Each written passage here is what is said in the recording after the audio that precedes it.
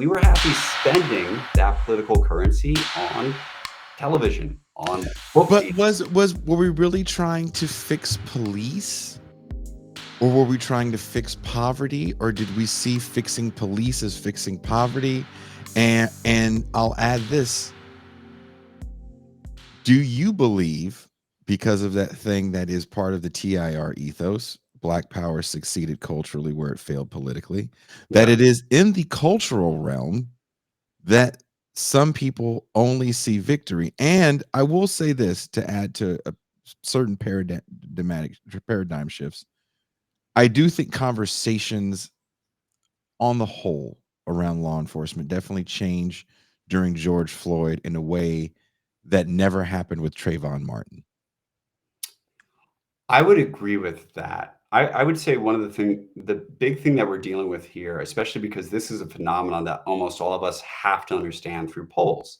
We can't meet everyone in America. So it's always like, what percentage of Americans think that the police departments need to be fixed? What percentage think that this needs to be the top thing that we're fixing in this election? It's all going through polls. Mhm. Anyone who's been involved with sociology at all knows that there is always a huge gap between what people are okay with or what they desire and what they're willing to take action for or spend money on. Vastly different. So every time I'll hop over to the environment for a second. There was a famous survey for that. The number of Americans who said that they think we should do something about the environment was crazy high, upwards of 70%, I want to say. The number of Americans who said they'd be okay with their taxes going up even $100 to support environmental efforts, very small. Very fucking small. So we And continue to recycle and complain about paper straws. absolutely. And because the survey companies themselves, I mean, I love, everybody's heard me say Pew, they've heard me say Gallup, they've heard me say all these names. But at this point, all of those research centers have little widgets on their pages so that with one click, you can just send the stat that you like straight to fucking Twitter. So all of them are kind of in the same circuit as the news. They need your clicks. They Mhm. need your attention to fund this whole enterprise.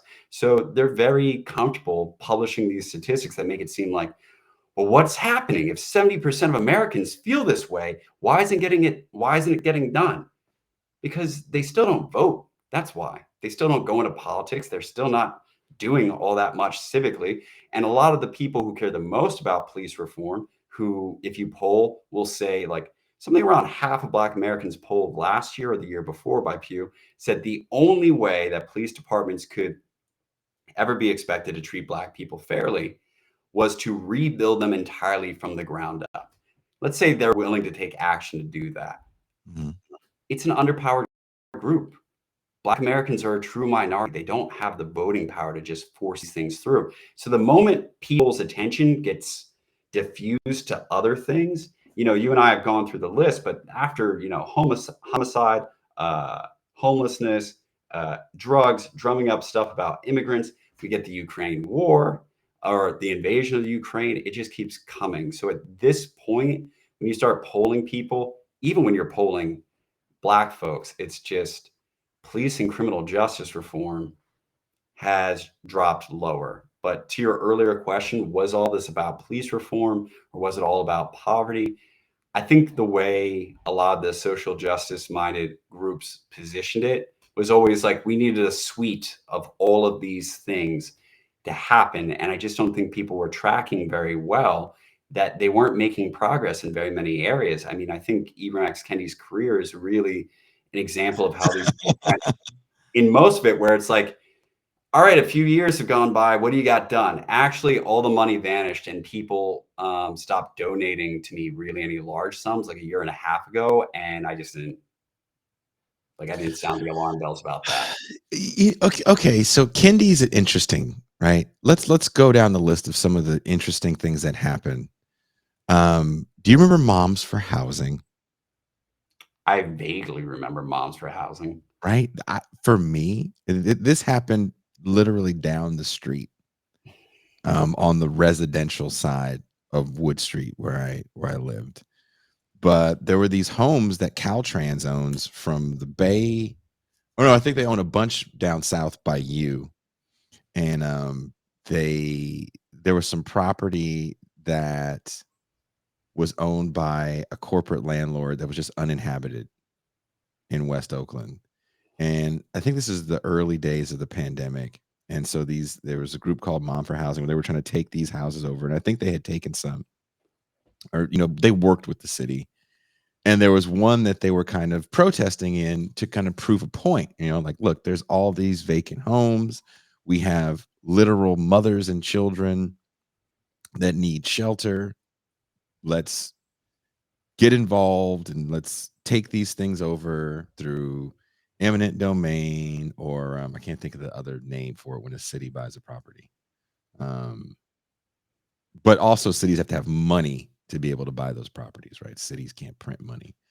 And the police came with like the big police tank to take, I think there was 3 or 4 women in the house and very small children at maybe 4 in the morning. Because I was watching Democracy Now! And they were being interviewed, and then you see somebody tap them on the shoulder like, hey, you guys got to go, because they've just like knocked down the door. And people took pictures of it. It was all over the news. The corporation tried to make a deal with the women, like, okay, well, fuck it. If you guys just chill out, we'll let you stay there for a couple months. And eventually they make a deal where the city got it and they were able to stay there. And it was kind of like, okay, they win. There wasn't much more about that. And then in Southern California, where you are, something similar happened because Caltrans owns a bunch of property around an area that they were supposed to build a freeway that never got built. So a similar group was taking over a bunch of properties, and they started kind of like taking them over without going through all the steps. And sheriffs came in and just started just throwing these people out, and there was no noise about it. There was no protest. There was nothing. And I talk about this a lot on the show because I really believe that we are so influenced by the images that we see, and we try to act like we're not. I think for myself. It's like, do you? Because all this stuff is happening on a stream.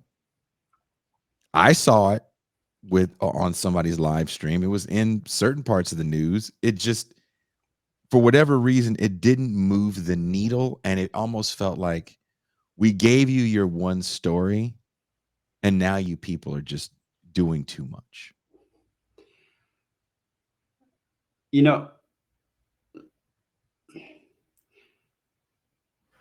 Something that, I would ask anyone to like think about is, I don't believe there's any way to suggest, or actually, I'll pull back. What's funny to me is like, how do we have a conversation about this? Because if somebody were to just listen to the stream, listen to you and me talking right now, I'd be like, oh, we're just, bashing George Floyd, and we're not like appreciating the movement and everything that people were up against. But if I tune in to anyone trying to pass one of these bills, they're going to be saying that X, Y, and Z all failed, and that's why we need these bills, because nothing we've done thus far is enough. So you're not allowed to talk about these failures in any sort of passionate way, unless apparently you're on the congressional floor. But the thing that's always crazy to me, because you mentioned like this is a repeating argument from like the 90s, is, if activism was like sports, we'd be saying the point of activism is to fucking win. The point is to win. There is no other point. Every day that you are failing in your advocacy, the people you're advocating for are in the exact position they were before you fucking started. The point of advocacy is to fucking win. Okay, what does any team do when it's losing? It has to stop doing whatever's causing it to lose. And when I think about 3 years ago, 5 years ago, 10 years ago, I'm not really sure what's different about the way somebody like Ibram X. Kendi talks, or any of these people who are platform talk. I'm not really sure what's different about their tactics. I don't know what inventory they've done where they've gone like, hey, this is how we used to speak, present, name things. This was the slogans. This is how we used to reach out to celebrities. This is what we thought would work. It didn't. That's why we don't have these bills passed yet. So we're not going to do that shit anymore.